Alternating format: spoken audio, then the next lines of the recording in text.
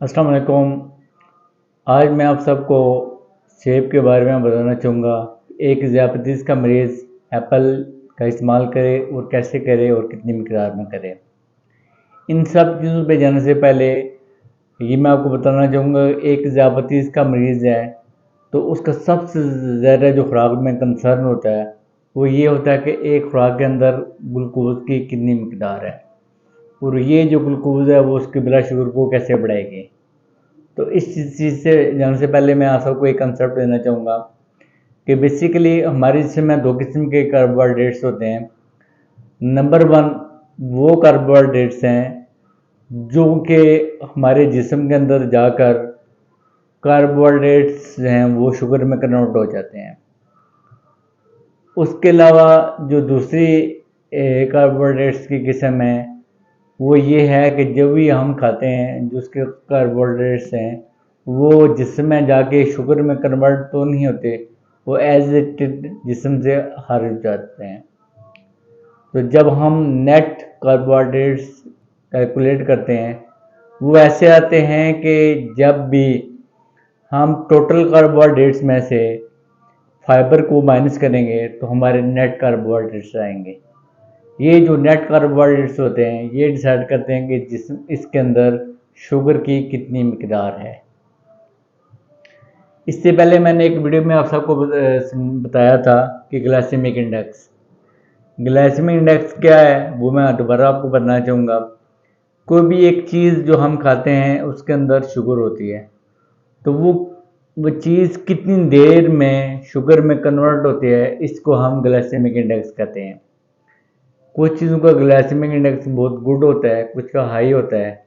जैसे कि हमारी चीनी है, इसका ग्लाइसेमिक इंडेक्स 100% है कि ये जितनी खाएंगे वो तेज़ी से के साथ ग्लूकोज में कन्वर्ट हो जाएगी। तो जो एप्पल होता है इसका जो ग्लाइसेमिक इंडेक्स है ये कहते हैं कि ये ग्लाइसेमिक इंडेक्स इसके बहुत अच्छी होती है। इसको गुड ग्लाइसेमिक इंडेक्स की कैटेगरी में रखा गया है। जो एप्पल होता है इसके अंदर एक एवरेज साइज़ का, हम उसको बोलते हैं एक टेनिस की जो बाल होती है उतने साइज़ का एक एप्पल एक शुगर के मरीज़ को इस्तेमाल करना चाहिए। और एक एवरेज एप्पल के साइज़ में तकरीबन 8 से 10 ग्राम में ग्लूकोज होता है। इसके अलावा इसके अंदर 2.5 ग्राम तक फाइबर होते हैं। एप्पल के अंदर आयरन और विटामिन के वाफर मिकदार में पाए जाते हैं। इसके अलावा विटामिन सी और B6 और के भी पाया जाता है। ये जो होते हैं ये सारे जिस्म की ग्रोथ में अहम किरदार अदा करते हैं। जैसे कि मैंने आपको बताया है कि सेब के अंदर फाइबर 2.5 ग्राम होते हैं। ये एक बहुत ही अच्छी बात होती है।